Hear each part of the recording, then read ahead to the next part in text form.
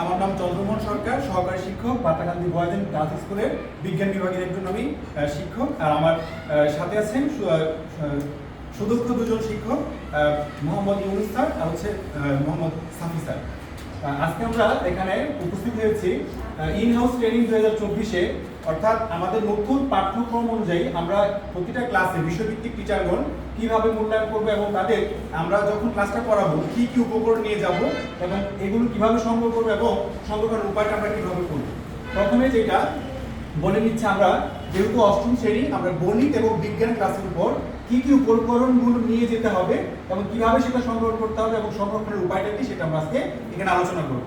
প্রথমে যেটা আমরা করেছি যে অষ্টম শ্রেণীর গণিত বিভাগের জন্য বা গণিত বিষয় ভিত্তিকের জন্য আমরা প্রথমে টিজি গাইড সংগ্রহ করে টিজি গাইড নিয়ে যাব। তারপর যেটা করতে হবে পেন্সিল, স্কেল, কাটার, রাবার, মার্কার, ডাস্টার ইত্যাদি এগুলো নিয়ে যেতে হবে। এবং অষ্টম শ্রেণীর বিজ্ঞান ক্লাসের জন্য যে আমরা যে কাজটা করব, যেহেতু আমাদের বিজ্ঞানের মধ্যে এখন পদার্থ, রসায়ন এবং জীববিজ্ঞান তিনটা সাবজেক্ট এখানে অন্তর্ভুক্ত করা হয়েছে, তাই সেজন্য আমাদের প্রথমে পদার্থবিজ্ঞানের জন্য বার্নিং স্কেল, স্ক্রু গজ, থার্মোমিটার, ব্যারোমিটার, ভোল্টমিটার এবং গ্যালভানোমিটার, ফিটকিট ইত্যাদি নিয়ে যেতে হবে।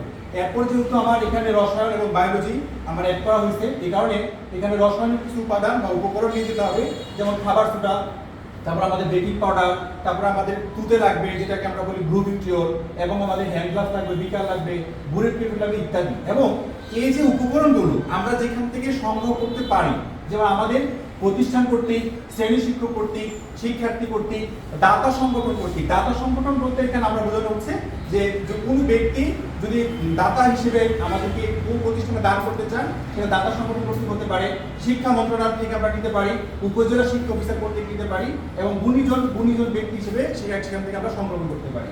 এবং পরবর্তীতে এগুলো আমরা কিভাবে সংগ্রহ করবো, সেটা হচ্ছে প্রতিষ্ঠানের ল্যাবে, যেমন বিজ্ঞানের ল্যাবরেটরি থাকবে, শ্রেণীকক্ষের দেয়ালে হতে পারে, বিজ্ঞানাগারে বা লাইব্রেরিতে, সেলফে, এবং পরিশেষে যেটা করতে পারি শিক্ষকের নির্দিষ্ট ডেস্কে।